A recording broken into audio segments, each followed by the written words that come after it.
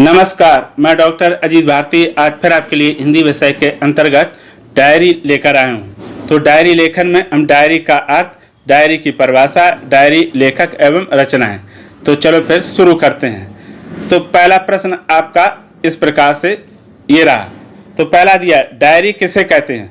उत्तर, diary मूलतः लेखक की निजी वस्तु होती है। डायरी में लेखक प्रतिदिन की महत्वपूर्ण घटनाओं का क्रमबद्ध एवं तिथिबद्ध वर्णन करता है। अब इसको समझ लो। देखो, डायरी किसे कहते हैं? डायरी मूलतः लेखक की निजी वस्तु होती है, यानी उसका निजी जो रहते हैं बातें वो लिखी रहती। तो डायरी में लेखक प्रतिदिन की महत्वपूर्ण घटनाओं का क्रमबद्ध एवं तिथिबद्ध क्या करता है? वर्णन करता है। ठीक है। अब फिर नीचे दिया कि हिंदी में डायरी विधा के लेखन का श्रेय डॉक्टर धीरेन्द्र वर्मा को जाता है। तो ये एक छोटी सी जानकारी थी आपके लिए। और ऊपर दी थी डायरी किसे कहते हैं। अब हम आते हैं डायरी का अर्थ। तो देखो, प्रश्न दिया कि डायरी का अर्थ बताइए। उत्तर, अंग्रेजी का डायरी शब्द लैटिन भाषा के डाय शब्द से बना। संस्कृत में दिवस शब्द का प्रयोग हुआ है, जिसका अर्थ है दिनचर्या, रोजनामाचा, दैनंदिनी एवं दैनिकी आदि। तो ये हो गई डायरी का अर्थ। ठीक है। तो डायरी शब्द का अर्थ हो गया ये, ठीक आपके सामने। तो ये ध्यान रखना कि डायरी किसे कहते हैं, डायरी की परिभाषा अलग चीज है और डायरी का अर्थ अलग। जरूरी नहीं कि जो डायरी जो शब्द का अर्थ हो परिभाषा भी वैसी है, हो सकता है थोड़ा बहुत अंतर हो सकता है। ठीक है। अब आता है प्रश्न नंबर तीसरा। तो डायरी की परिभाषा, डायरी की परिभाषा लिखिए। तो उत्तर इस प्रकार है, जब लेखक अपने जीवन में घटित होने वाली घटनाओं का यथार्थ चित्रण क्रमबद्ध और तिथिबद्ध करता है तो उसे डायरी कहते हैं। समझ में आ गया? जब कोई भी लेखक क्या करता है, अपने जीवन में घटित होने वाली घटनाओं का यथार्थ चित्रण क्रमबद्ध और तिथिबद्ध करता है तो उसे हम क्या डायरी कहते हैं। यानी उसके जीवन में जो घटनाएं घटित होती हैं उसको वो लिखता है और उसमें तिथि यानी दिनांक भी डालता जाता है, उसे हम कहते हैं डायरी। हमने जो डायरी रहती है सबके पास, कहते अपनी अपनी सबके पास डायरी रहती है। तो मैं आपको एक डायरी दिखाता हूं, इस प्रकार से रहती है। तो ये देखो आपकी ये डायरी, इसे भी हम क्या कहते हैं, एक तरह से इसे भी हम डायरी कहते हैं। ठीक है। इसका नाम डायरी इसीलिए पड़ा क्योंकि इसमें क्या करता है, कोई भी व्यक्ति प्रतिदिन की यानी डेली की घटनाएं उसे तिथि के साथ लिखता है, इसीलिए इसे डायरी हम कहने लगे हैं।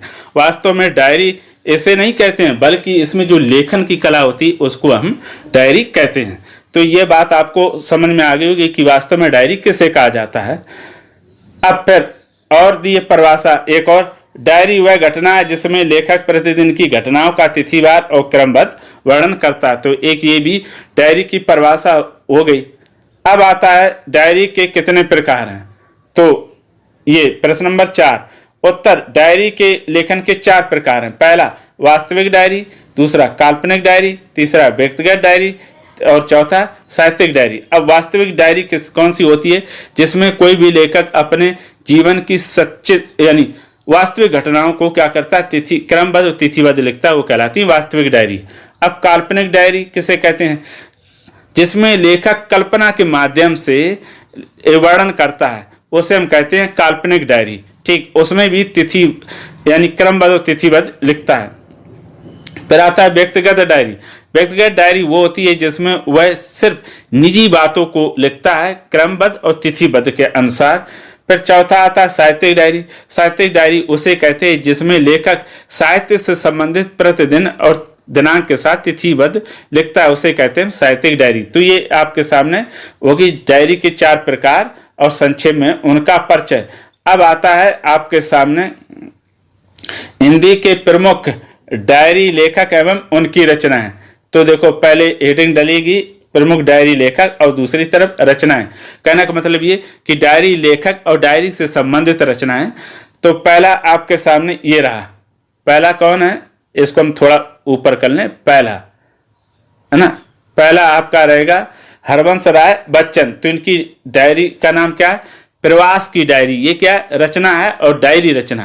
दूसरा रघुवीर साय, दिल्ली मेरा परदेश। फिर तीसरा मोहन राकेश, इनकी है मोहन राकेश की डायरी की ऐसे बनेगा। फिर रामविलास शर्मा, तो इनकी है पंचरत्न। फिर अजित कुमार किए अंकित होने दो। तो ये क्या हो गई आपके सामने 5 प्रमुख लेखक और उनकी क्या हो गई डायरी, यानी रचनाएं हो गई। और रचनाएं किसमें लिखी? डायरी रचना में। तो ये हम आपके सामने डायरी से संबंधित कुछ संक्षेप में परिचय और जानकारी, यानी डायरी किसे कहते हैं, डायरी का अर्थ क्या है, डायरी की परिभाषा, डायरी के प्रकार, डायरी के प्रमुख लेखक और उनकी रचनाएं लेकर आए थे। आशा करता हूं कि ये आपको बहुत ही आसानी में से समझ में आ गया होगा, क्योंकि इसको सरल भाषा में प्रयोग किया। इसी तरह मैंने और भी जीवनी हुई, संस्मरण हुई, आत्मकथा हुई, नाटक, उपन्यास, कहानी, एकांकी, उनके भी वीडियो अपलोड करके रखे और उसकी लिंक हमने इसके डिस्क्रिप्शन बॉक्स में दे रखी है। वहां आप जाइए और उनको बहुत ही सरल भाषा में समझकर अपने ज्ञान में वृद्धि कीजिए। तो फिर आज के लिए इतना ही। अब हम फिर मिलेंगे किसी नए विषय के साथ, तब तक के लिए धन्यवाद।